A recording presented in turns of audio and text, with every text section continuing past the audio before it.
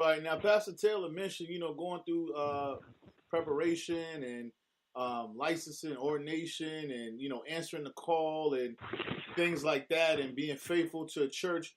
What types of things do you see today? With this social media generation, do you feel like people are adequately preparing themselves to answer calls to ministry, or are they just like getting in front of a camera, recording videos and stuff like that? I think some are. I think some are taking it seriously, but I think that there's so much out there in terms of social media, and it's so. Some people see it as so lucrative that they're not doing that. So I think it's important that I'm glad that what you're doing, but I think it's important that folks understand that yes, that if you hear the Lord's call, you need to answer it. But part of that answering is that you seek training, and you seek ways to develop your gift, because this is a gift we're talking about. That and our gifts have to be used and have to be developed. So I think it's important that people do that. Yes, this is Pastor Taylor. I'm glad you said what you said about the gift and has to be developed. I use that analogy a lot when I'm talking to my congregation about the different gifts that they possess. And I use this analogy. I say LeBron James is one of the greatest basketball players that ever played the game. But if LeBron James didn't go out there and practice, didn't go out there and lift weights, didn't go out there and run, didn't go out there and do all the other preparations that he has to do before the lights and the cameras come on, he wouldn't be considered one of the greatest to ever do it. Exactly, and I'll give you another analogy. One of my favorite artists of all time is the great jazz musician John Coltrane.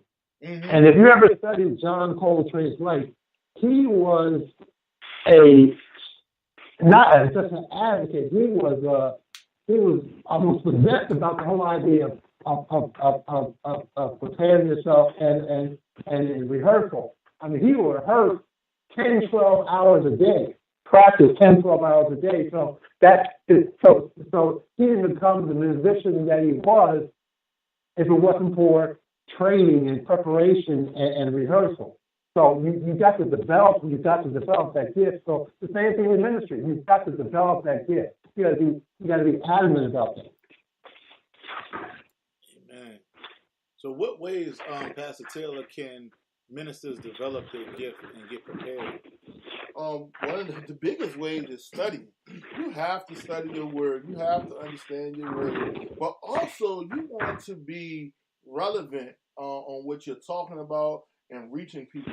Because have you ever been to a church or been in a service and the preacher was preaching and it was not really relevant to anything you had going on in your life, and you couldn't really connect? You knew he was preaching. You knew he had a word, but it just wasn't relevant to you. Right. And you was just like lost, and you sometimes feel like you wasted your time going to church. Right.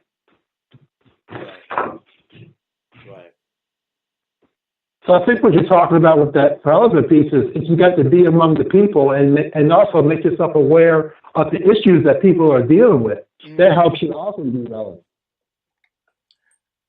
And another thing, I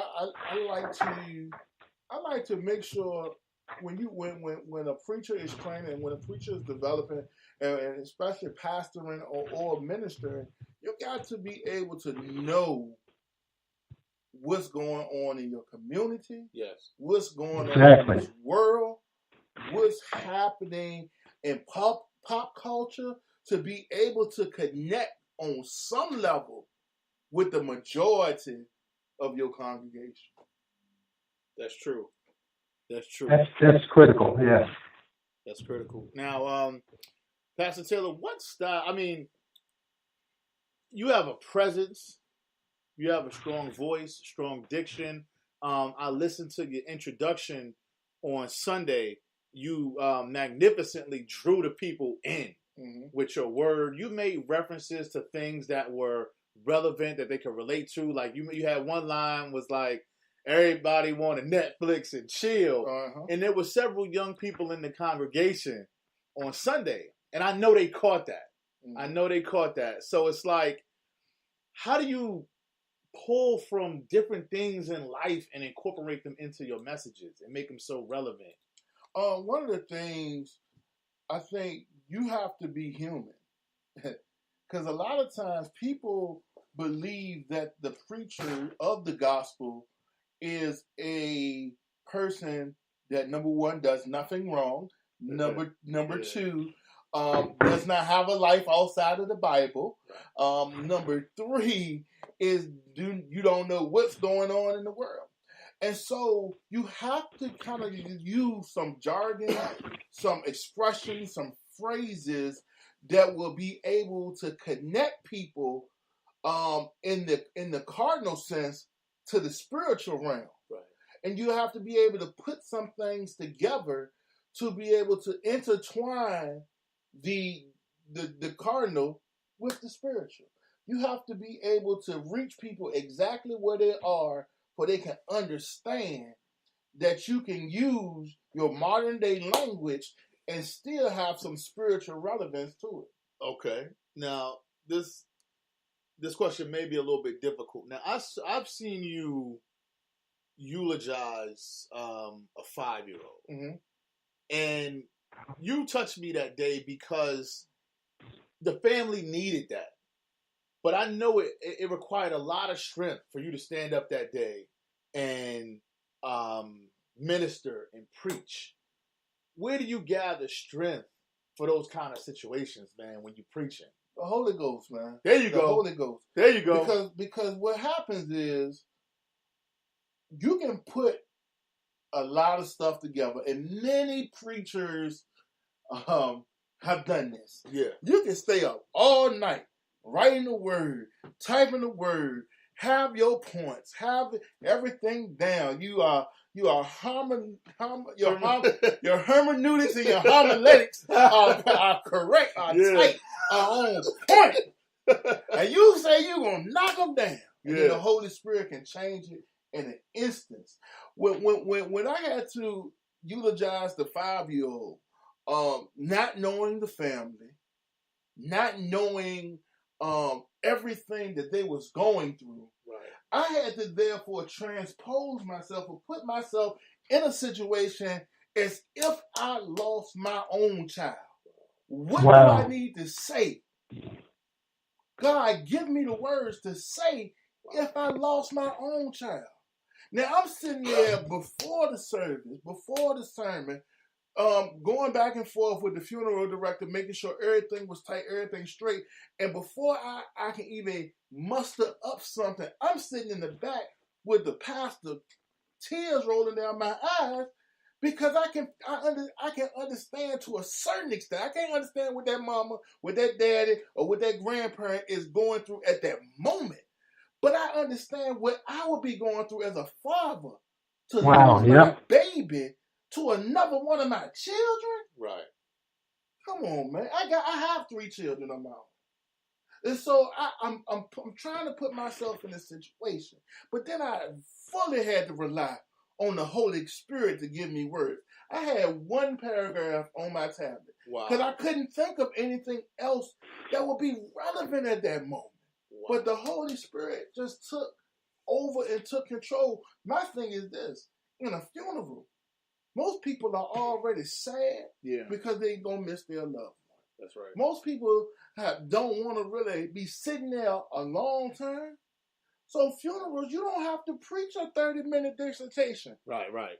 You don't have to sometimes you don't even have to do 20 minutes.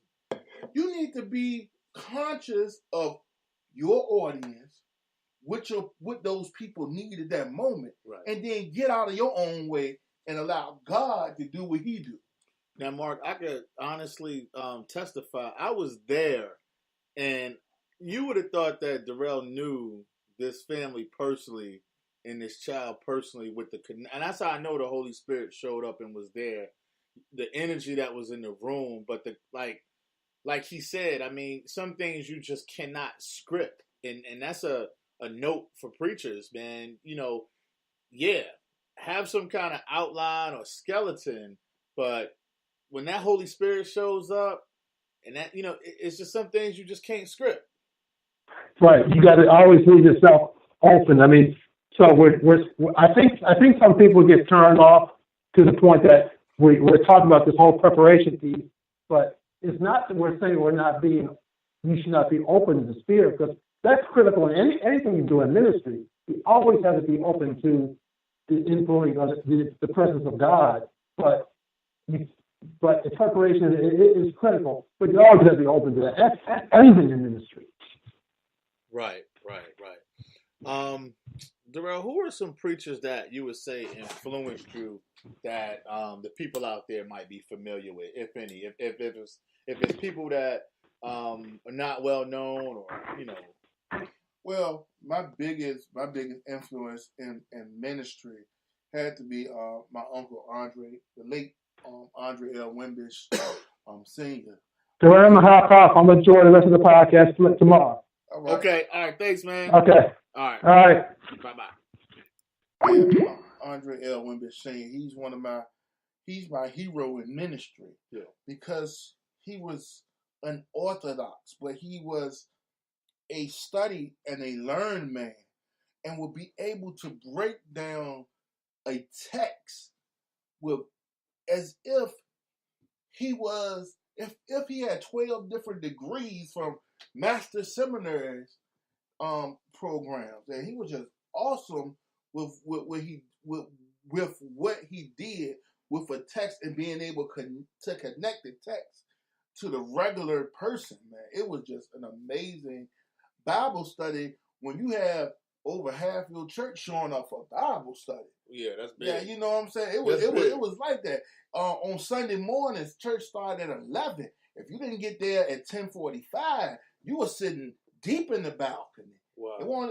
You was parking around the corner because it was like that, man. And he's one of my greatest influence in ministry. I also enjoy listening to T.D. Jakes, Paul Morton, some of the big time cats, and right now, Lance Watson. I listen to him before I come to church. Sunday school started at 9, and I'm not leaving out the house till 8:30. And I live in Chesterfield, and we in the city, in the middle of the East End. So, it is some great orators. It is some great teachers. I think here at Fairfield, we have one of the greatest teachers of the gospel, and that's Reverend Anesta Younger, man. She is awesome. And digging Joseph Highsmith, my grandfather, was 93 years old, and I think he just stopped teaching last year. Yeah. Sunday school, and he still opens up Bible study. People like that influence me in my ministry to be able to understand family, understand the importance, and understand balance. But balance, as me and my wife talks about a lot, balance in ministry is ever flowing, because sometimes you have to give more to the church, and then the church and the family have to understand you when you have to give more. Right. But the church need to also understand when you need to give more to your family. Right. Now, there's a statement out there, or a saying out there, that says preachers need preachers. What does that mean? Preachers need preachers, man, because you need someone to help train, but also you need someone that you can listen to. Everybody needs a Paul and a Timothy. Everybody needs a Paul and a Timothy. See, Paul was Timothy's mentor. Timothy's Paul was Timothy's mentor. Timothy was able to learn a lot from Paul, was being able to know what he needed to do from Paul. But Paul needed Timothy to share his knowledge with, right, to be able to groom and grow. And that's how we as preachers are able to grow, and being able to lift one another up, and being able to get that new crop to go places that some of us older ones can't go no more. I tell my kids all the time, you can reach kids that I can't reach because I don't know the kids like you know them. Right. Wow. I feel like we've covered a lot so far in this podcast. Now, if there's a preaching style that you like to use, that's like your favorite, what would that style? What would you say that style is?